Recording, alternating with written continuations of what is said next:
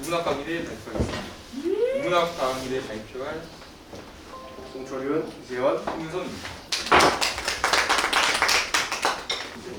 일단 저는 제가 환원주의에 대해서 발표하겠습니다.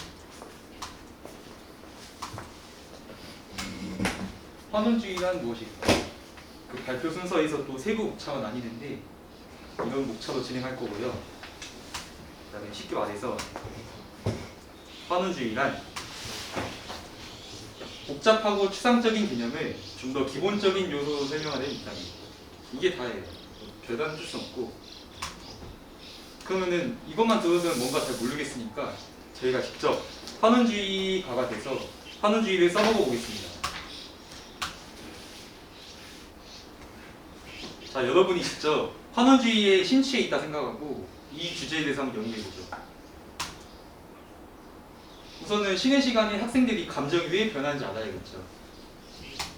근데 학생들의 심리 변화를 알아야겠습니다. 감정 변화하고 심리 변화니까. 근데 그런 심리 변화 알기 위해서는 심리 변화에 기반이 되는 뇌를 연구해야 합니다. 근데 뇌는 곧 생명과학하고 연관되어 있거든요. 그럼 그 생명과학은 생명체의 구조 및 신경의 전달이 결국에는 화학하고 연관이 있으니까 유기화학하고도 연결됩니다. 그 유기화학은 곧 그 전자 구조 및 그런 특성은 물리법칙이 따르기 때문에 입자 물리학하고도 연관되죠. 근데 그 물리학은 결국 수학하고 연관되어 있거든요. 한마디로 저는 맨 처음에는 쉬는 시간에 학생들이 감정이 변하는 이유를 알려고 했는데 계속해서 그 기본적인 요소도 들어가다 보니까 결국에는 과정을 거쳐서 수학까지 오게 되었습니다. 한마디로 어떠한 복잡한 개념을 설명하기 위해서 그 기본적인 요소도 가다 보니까 결국엔 수학까지 오게 되었다. 이거를 단층적으로 보여주는 사진이 이건데 어떤 사회 현상을 설명하기 위해서는 그 사회 현상은 응용 심리학에 불과하다. 그 심리학은 응용 생물학, 그 생물학은 응용 화학. 결국에는 가다 보면은 수학까지 가게 된다는 거예요. 이렇게 모든 요소를 기본적인 요소로 분리해가지고 설명하려는 입장이 환원주의라는 것인데, 하지만 이런 환원주의는 한계가 있습니다.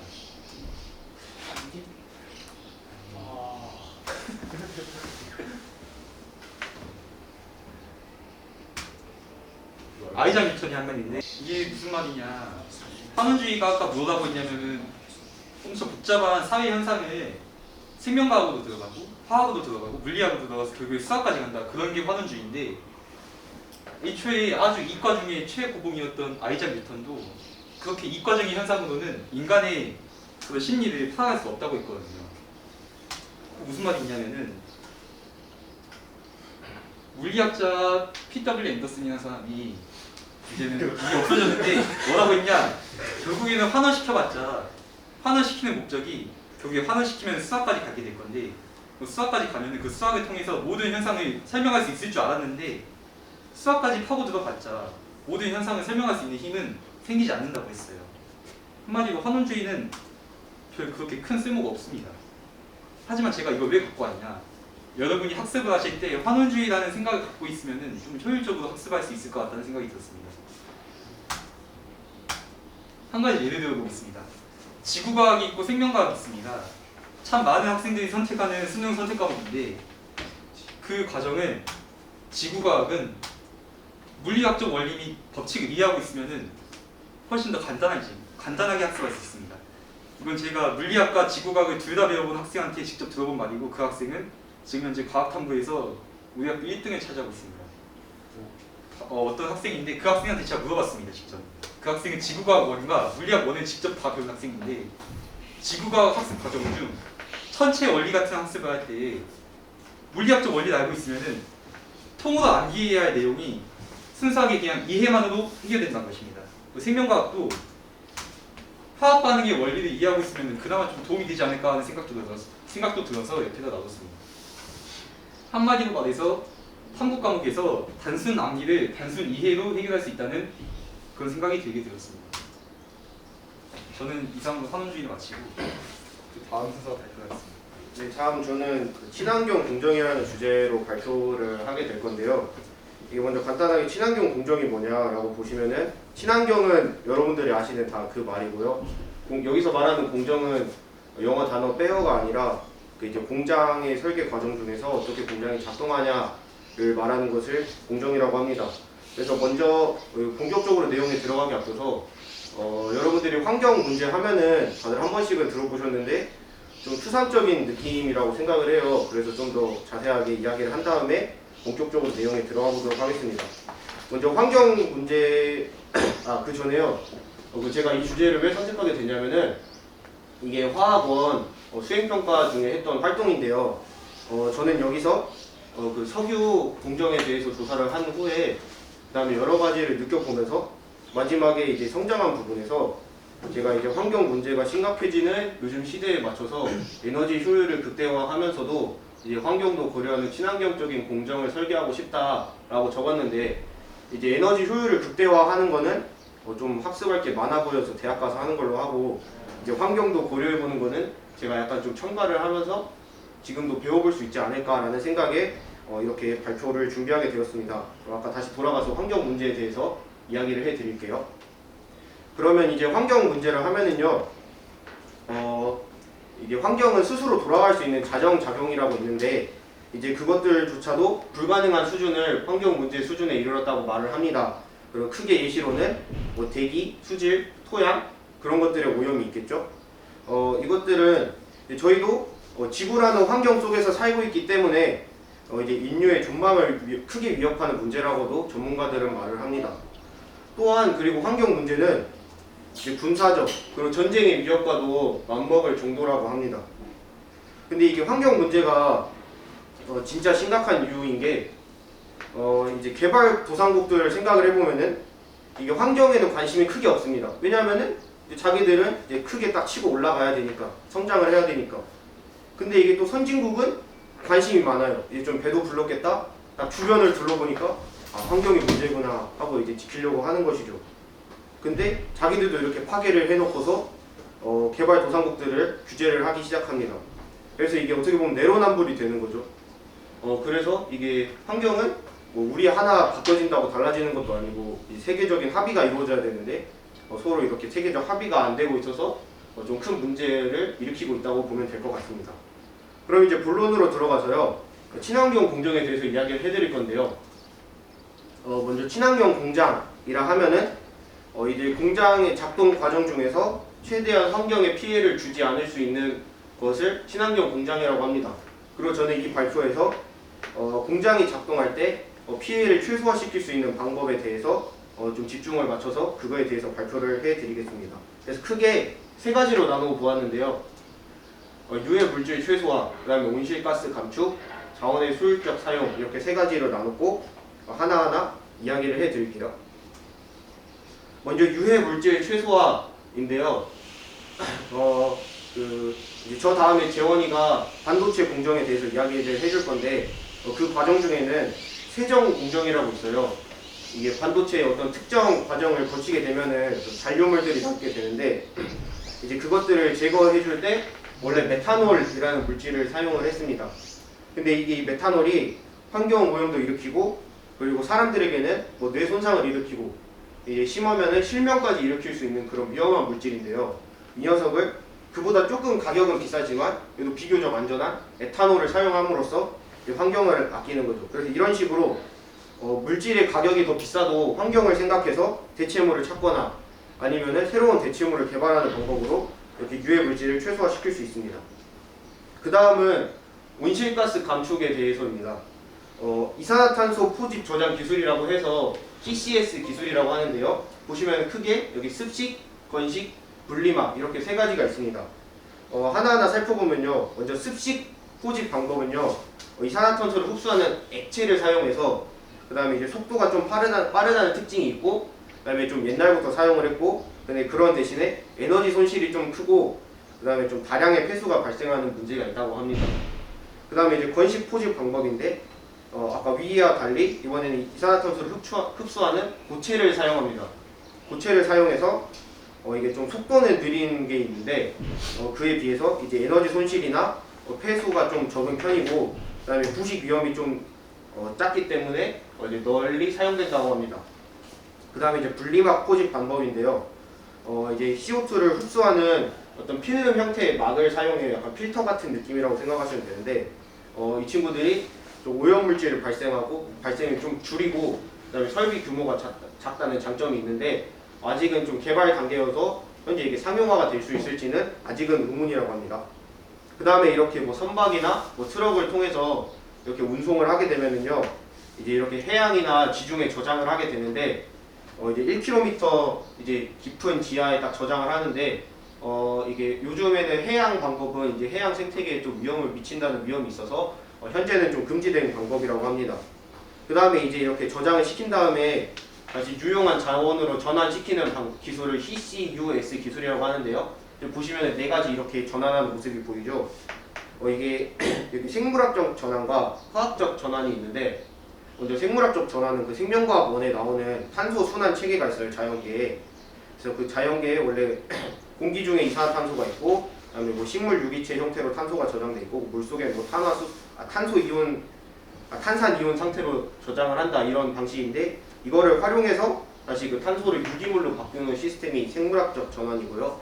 그다음에 화학적 전환은 화학 반응이나 공정 기술을 이용해서 유용한 화학물질로 바꾸는 것을 온실가스 감축이라고 합니다. 이것의 예시로요, 아이슬란드라는 나라에 연간 4,000톤의 이산화탄소를 포집하는 기술이 있는데, 이게 자동차 8,700대 정도에 맞먹는 효과라고 해요. 그래서 여기서는 네, 그렇습니다. 그 다음에 이제 자원의 효율적 활용으로 넘어가 보면요, 이제 자원 낭비를 최소화시켜서 재활용하고 이렇게 환경도 보호하고 기업의 수익도 향상시킬 수 있는 방법입니다.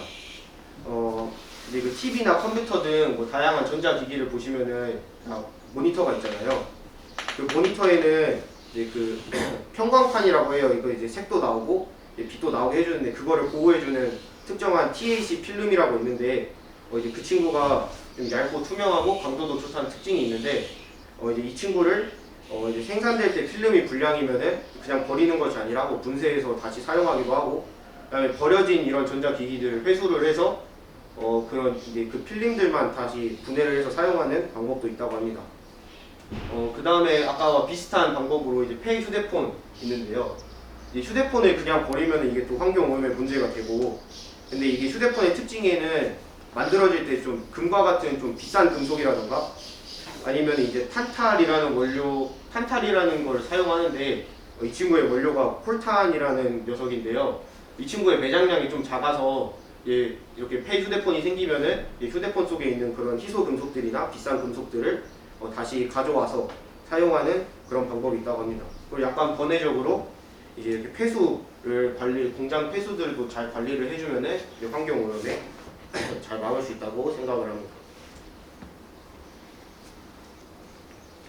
네, 저는 발표 이어가도록 하겠습니다. 저는 이제 반도체 공정에 대해서 얘기를 할 거고요. 반도체 공정을 알기 전에 먼저 반도체부터 알아야겠죠? 반도체는 선택적으로 전기가 통하기도 하고 안 통하기도 하는 물질을 말하는데요. 전자기기에 들어가는 다이오드나 트랜지스터, 커패시터 등이 반도체라고 할 수 있습니다. 다이오드는 전류 흐름에 대한 밸브 역할, 트랜지스터는 전기 신호를 증폭시켜주는 스위치, 컨덴서는 전기를 저장하거나 흘려주는 임시 창고 역할 같은 거를 한다고 하면 좀 더 이해하기 쉬울 것 같아요.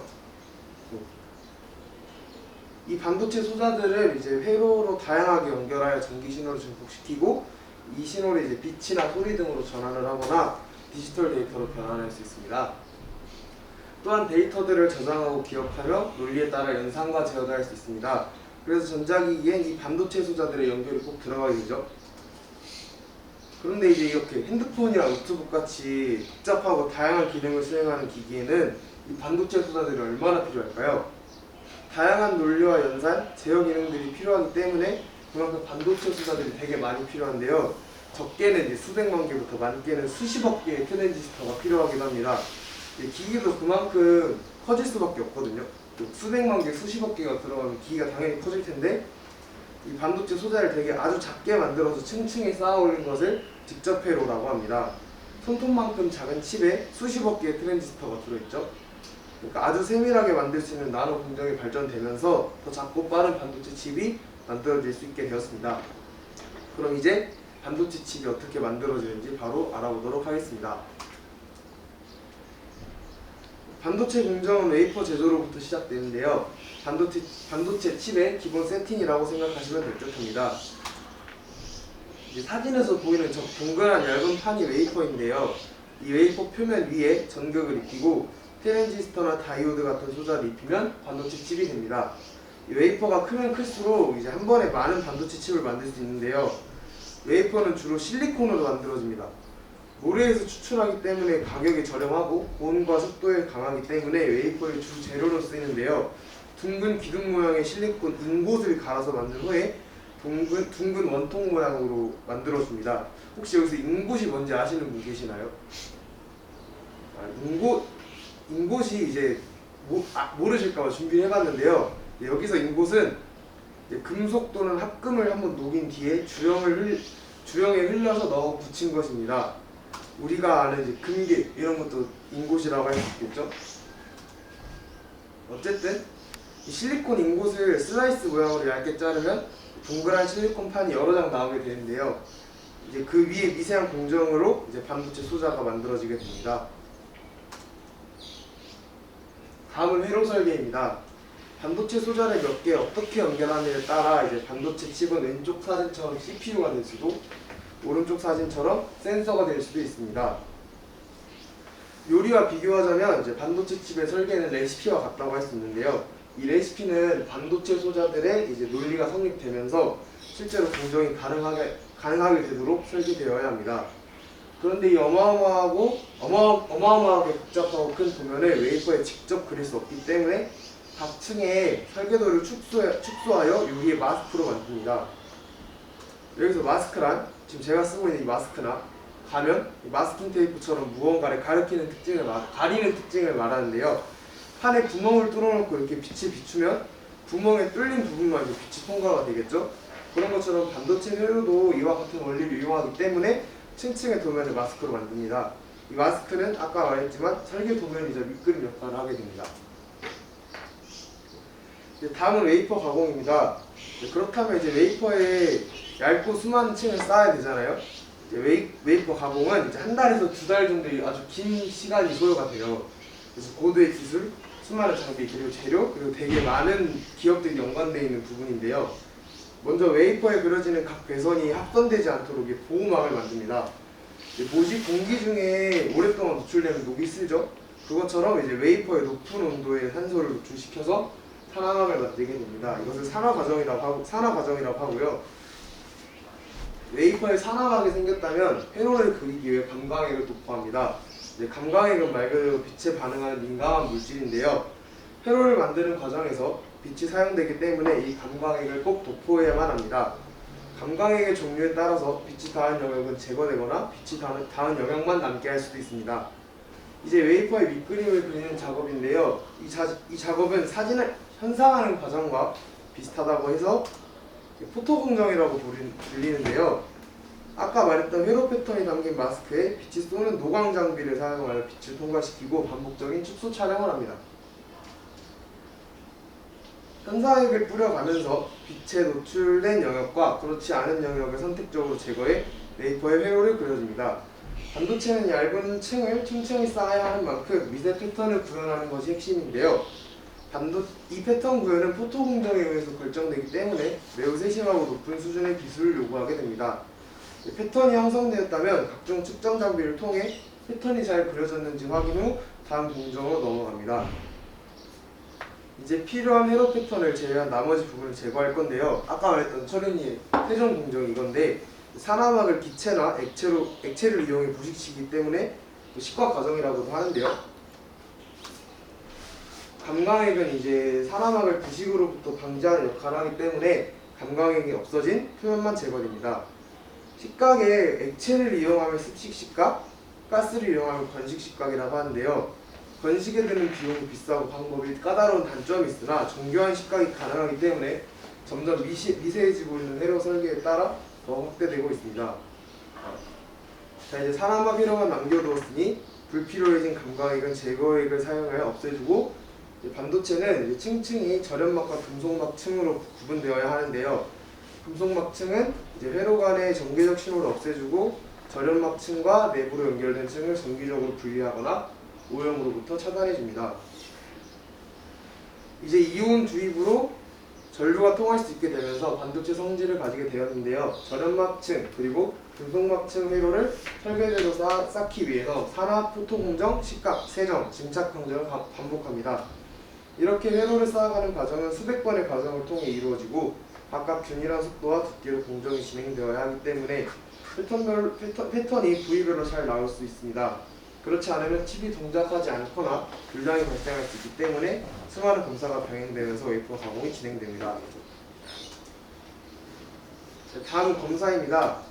웨이퍼 가공을 거친 반도체 칩은 전기적 특성 검사를 통해 각각의 칩이 원하는 품질 수준에 도달하는지를 테스트하고 작동 여부 등을 판단합니다. 테스팅을 거친 웨이퍼는 다이아몬드 절단기나 레이저 광선으로 개별 절단을 실시하죠. 마지막으로 패키징인데요. 절단된 작은 칩에는 전자기기에 맞는 포장 형태를 가져야 합니다. 이 과정을 패키징이라고 하는데요. 금속 기판, 즉 프레임의 칩을 고정하여 정기적으로 연결되게 합니다. 그리고 그 위에 에폭시 수지 등으로 모양을 만들어 반도체를 밀봉한 후 제품명을 새기면 반도체 칩이 완성됩니다. 이상으로 발표 마치도록 하겠습니다.